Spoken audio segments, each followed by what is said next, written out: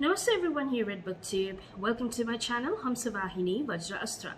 I'm Ahuna. Today's video is going to be a quick wrap up for Fairytaleathon. Now Fairytaleathon had been put together by Sam, Becky and Jordan, and I have posted a link to the announcement videos in the description box below. So in case if you are curious or want to know more about Fairytaleathon, then you can definitely click on those links. It will take you straight to the announcement videos. Now Fairytaleathon had commenced from the 20th of September 2020 and continued to the 30th of September 2020.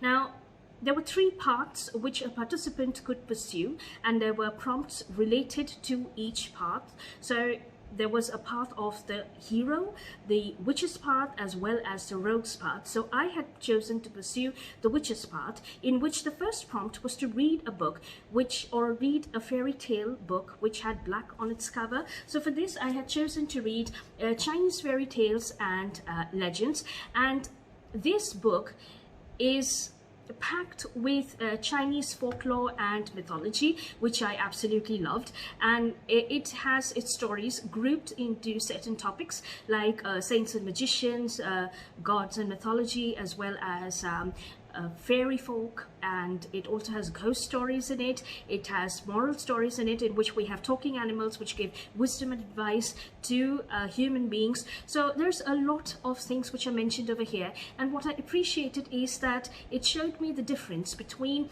Western fairy tales as well as Chinese fairy tales. So for example, we have in the Western folklore, we have tales wherein we have Snow White and we have the stories of Cinderella, etc. Over here we have stories of slave girls and old men who are doing something good for themselves and who are either rescuing themselves or helping themselves, or being helped by the gods, or they are being at a price, of course, or they are becoming a source of help for nature spirits like dragon princesses and mermaids and fairy elves, etc. So these are a few of the things which I did find in this book, and I have posted a link to the book review which I have done for this particular book. So in case if you're more curious about this book and you would like to know more about it, do please check the book review which I've done on it. Now that would be the first prompt. Now the second prompt was to read a fairy tale book which had nature on its cover. So for this I chose to read Fierce Fairy Tales by Nikita Gill, and it had lots of illustrations at the front and at the back of nature elements in it. So the first thing that I'd like to mention is this is a collection of feminist fairy tales.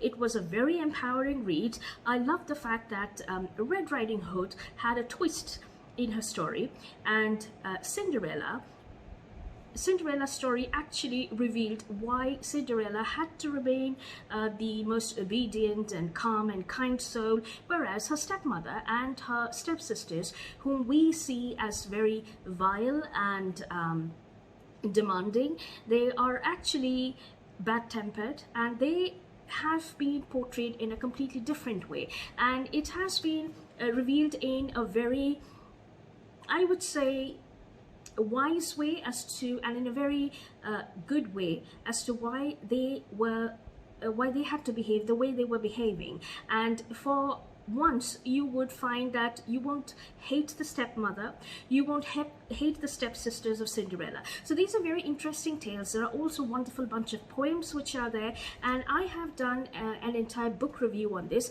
I've also posted a link to the book reviews which I've done for this particular book. So in case if you would like to know, please check the book review and you will know more on this particular book. Now the third prompt was to read a book which had a witch in it, or it was about the occult. So I had chosen to read Siddharth Nirwan's The Last Witch Trial, which is a wonderful book, and this is one of the first books I picked up. So I had completed this by the I started this on the 20th and I completed this by the 23rd. It was a wonderful and amazing read, and it's all about this pure soul called Maya, who is married and she's settled, and unfortunately she comes under the villainous gaze of the village, the rich man of the village, or the landlord of the village, and everybody is indebted to him and they are all under her control. So his word is the last word, and he wants to although he's 50 plus and he's had 3 marriages, but he's still eyeing Maya and wants her to leave and divorce her whole family, which is her husband and her little daughter, and get back to and marry him instead, and he will clothe her in riches. So because of Maya's refusal, she has to undergo a lot of torment, physical torture, as well as she has to go through physical abuse by the goons, which are whom this landlord has commissioned to you know, socially, not only socially rape her, but socially insult her and publicly humiliate her, which happens, and that is really very, it's really a tough story. But then after a century, she comes back again, and it is what happens after that, and what happens with regards to the revenge she's taking, and how she takes that revenge, and what is the secret behind her lineage, is something which is absolutely astounding. This has been written in a series of epistolary format, which means that it's been written as a collection of diary entries, and this is one of the first novels which I've read which is in an epistolary format. So I really loved it, I enjoyed it. I will be rereading this book for another readathon which is currently ongoing, and I will be posting a book review on this. So in case if you would like to know more, please wait for that review. I will try to link that review in the description box below once I do it, which would be somewhere next week. So if you are interested, please check that review. So this would be about The Last Witch Trial by Siddharth Narwan. The next prompt was to read a book which had an animal on its cover. So I had both these books, which was Fizz Fairy Tales and which was Chinese Fairy Tales as well.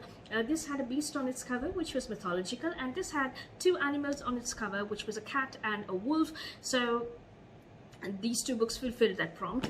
The last prompt was the Stardust prompt, which was a group read, and the group read which we had to do was Shweta Thakur's Star Daughter. Now unfortunately I could not finish this book, so I won't take it or I won't count it in this particular finished TBR, because honestly speaking, I was short of time, so I could not finish it, but I hope that I will be able to finish it in the future and post a review on it, because the story is absolutely fascinating and lovely. So those would be my quick wrap up for this particular readathon, which was Fairytaleathon, and I really loved it, and I hope that the creators of this particular readathon do create another such wonderful readathon somewhere near spring equinox, or maybe before that or after that, and I would definitely try to participate in it, because I just love fairy tales, I love their retellings, and in case if there's anything which does pertain to fairy tales or magic or a different alternate reality, I definitely would take part in it. So with that, I'll be wrapping up this video, and I'll see you soon in another video. Till then, take care of yourself, have a good reading week ahead, and namaste.